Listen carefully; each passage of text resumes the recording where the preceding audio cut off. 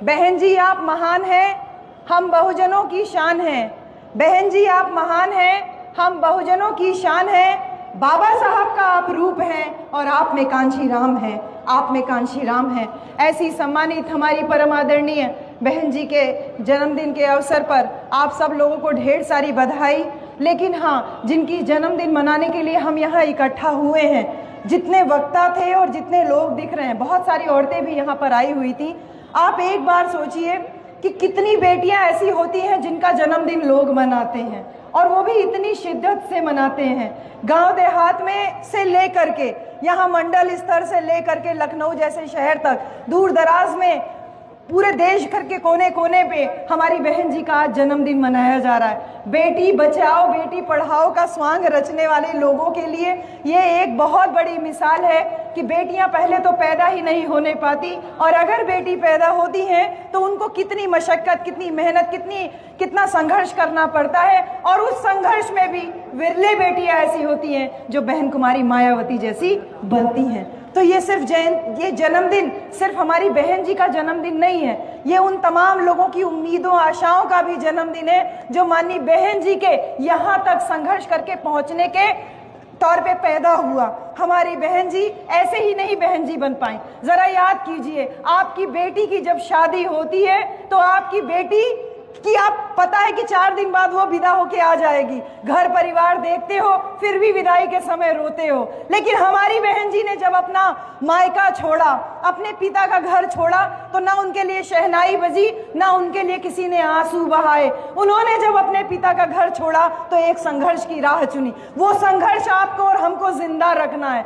जब जब बहन जी का जन्मदिन मनाइए तो माननीय बहन जी के जीवन संघर्ष पे फोकस करिए। जैसे बाबा साहब का जब जयंती मनाते हैं तो बाबा साहब डॉक्टर अंबेडकर के संघर्षों पे, उनके जीवन संघर्षों पे प्रकाश डालते हैं। हमारी बहन जी ने जब पिता का घर छोड़ा, राह आसान नहीं थी, और फिर वही जो पिता का घर छोड़ के जब साहब कांशीराम के साथ में आगे बढ़ती हैं, और जब बिजनौर से उनको पहली बार टिकट मिलता है, लोकसभा का चुनाव लड़ने का मौका मिलता है, तो स्वयं आज तो हमने पैम्फलेट पोस्टर्स खूब प्रिंट आउट करा के जगह जगह चिपका रखे, लेकिन हमारी माननीय बहन जी बहुजन समाज पार्टी नई बनी थी।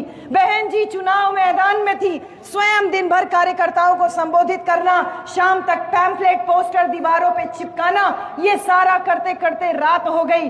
रात में लाइट भी अब तो बहुत सारा यहाँ व्यवस्था हो जाए हैलोजन का। बहन जी एक लालटेन की लाइट में एक पेपर पे कुछ लिख रही थी। तमाम कार्यकर्ता लोग इस बात के गवाह थे कि बहन जी से पूछ रहे हैं कि क्या लिख रही हैं आप, तो उन्होंने कहा दिन पूरा बीत गया, मैं कुछ पढ़ नहीं पाई, कुछ लिख नहीं पाई, लेकिन कल बिजनौर से मेरा चुनावी सभा है और उस चुनावी सभा में मुझे बोलने के लिए अपना भाषण तैयार करना है।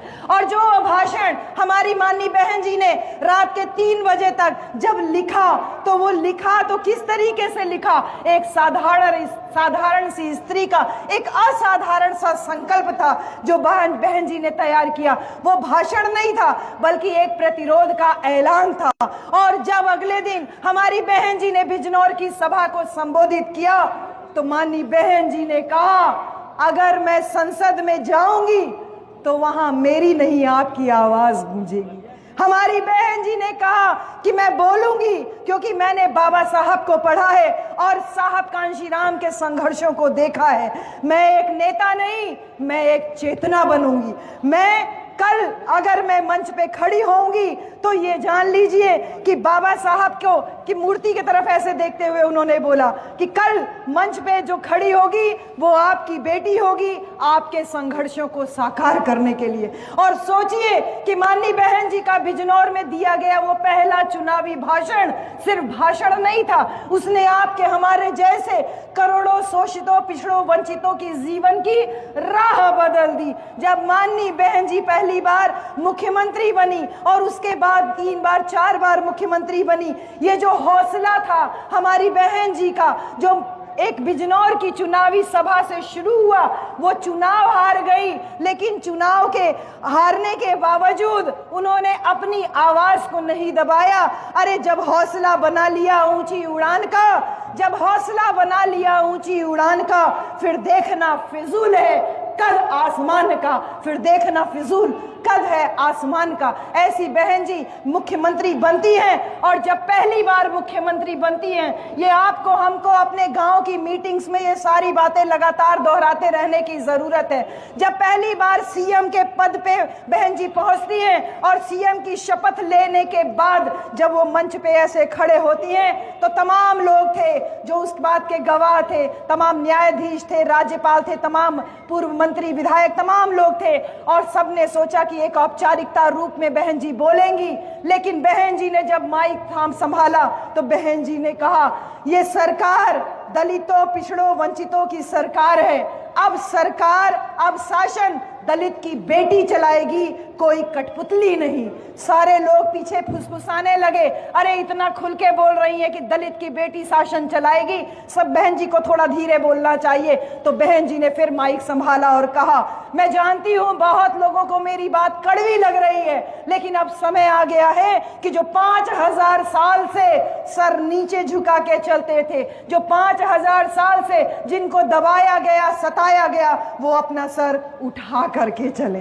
तो हमारी बहन जी का वो पहला भाषण सीएम बनने के बाद भी हम लोगों के लिए लैंडमार्क है। इसलिए मैं कह रही हूं मेरे प्यारे भाइयों, बहन जी बनना आसान नहीं है। विरले बेटियां हैं जिनका जन्मदिन इस तरीके से मनाया जाता है। बहन जी का मतलब वो लकीर जिसने सामाजिक परिवर्तन की राह खोल दी। बहन जी का मतलब वो आवाज जिसने करोड़ों शोषितों, पिछड़े, वंचितों के हक हुकूक की आवाज बन करके बुलंद हुई। बहन जी का मतलब वो शक्ति जो उनके होने मात्र से ही है। आज बहन जी का होना ही हमारे लिए सूरज की धूप जैसा है। वो शक्ति बहन जी के होने से ही मिलती है। बहन जी का मतलब वो अध्याय जिसने इतिहास बदल दिया। बहन जी का मतलब वो गूंज जिसमें विरोधियों के सारे सुर दब जाते हैं। बहन जी का मतलब संबल, बहन जी का मतलब हौसला, बहन जी का मतलब स्वाभिमान जो चमचा युग पे प्रहार करता है। बहन जी का मतलब बेखौफ शासन जो कि स्वघोषित राजा जैसे लोगों को जेल के सलाखों के पीछे पहुंचा देता है। अरे बहन जी का मतलब हिस्सेदारी जो हम लोगों को बहन जी ने दिलाई। बहन जी का मतलब सुरक्षा, वो केवल दावे नहीं थे बल्कि न्याय का सही तरीके से वितरण, न्याय का सही तरीके से डिस्ट्रीब्यूशन दिखाता। बहन जी का मतलब जज्बा, बहन जी का मतलब हौसला, बहन जी का मतलब वो सपना जो बेटियों को, हमारी रंजना भारती जैसी, हमारी जो बगल में बैठी है गीता जैसी बेटियों को हौसला देता है, जज्बा देता है, सपना दिखाता है मजबूत बनने के लिए। बहन जी का मतलब वो मिसाल जिनका कोई काट नहीं है। बहन जी का मतलब एक ऐसी इमेज जो दलित लोगों को हाथ जोड़ करके दूसरे के सामने खड़े रहने से निकाल करके एक कड़क, हाई प्रोफाइल, स्मार्ट इमेज में तब्दील करती है। जैसे लोग हम लोगों को सूटेड बूटेड देखते हैं, और जब जाति का पता चलता है तो मुंह से एक ही शब्द निकलता है, देखने में तो नहीं लगते, तो देखने में नहीं लगते। एक ऐसी इमेज जो हाथ बांध के खड़ा रहे, गंदा रहे, वहां से निकाल करके एक हाई प्रोफाइल स्मार्ट लुक तक लेके आई। बहन जी का मतलब एक ऐसी ताकत जो गरीबों की बस्तियों में तमाम पुलिस अधिकारियों को, तमाम प्रशासनिक अधिकारियों को माइक लगी गाड़ियां लेकर के दौड़ा दिया था। बहन जी का मतलब वो पहचान जो बहुजन महापुरुषों के इतिहास को जिंदा कर दिया। बहन जी का मतलब वो जवाब जो उनके संघर्ष से हम सब लोगों को मिलता है और हम विरोधियों को जवाब देने के लिए तैयार रहते हैं। ऐसी बहन को खत्म करने के लिए, ऐसी बहन को नीचा दिखाने के लिए साम दाम दंड भेद सारी पॉलिटिकल पार्टियां, सारे मीडिया हाउसेस दूसरे के पीछे नहीं, सिर्फ बहन जी के पीछे लगे रहते हैं। तो उसी बहन जी के लिए हम लोग कहते हैं, अरे ए बहना तू सलामत रहे, तूने शेर के बच्चे पाले हैं। अरे दो चार हुए गद्दार तो क्या, करोड़ों तेरे रखवाले हैं, करोड़ों तेरे रखवाले हैं। आज माननीय बहन जी के जन्मदिन के अवसर पर आप सबको ढेर सारी मंगल कामना देते हुए सिर्फ यही कहूंगी कि सदियों तक रहे रोशन, मेरी बहन जी के सम्मान के लिए ये बातें हैं। सदियों तक रहे रोशन तुम्हारे त्याग की गाथा, तुम्हें सिरमौर अपना, हम तुम्हें अपनी देवी बनाए हैं। हजारों साल लंबी हो उम्र, और ये निगहबानी हजारों साल लंबी हो उम्र, और ये निगहबानी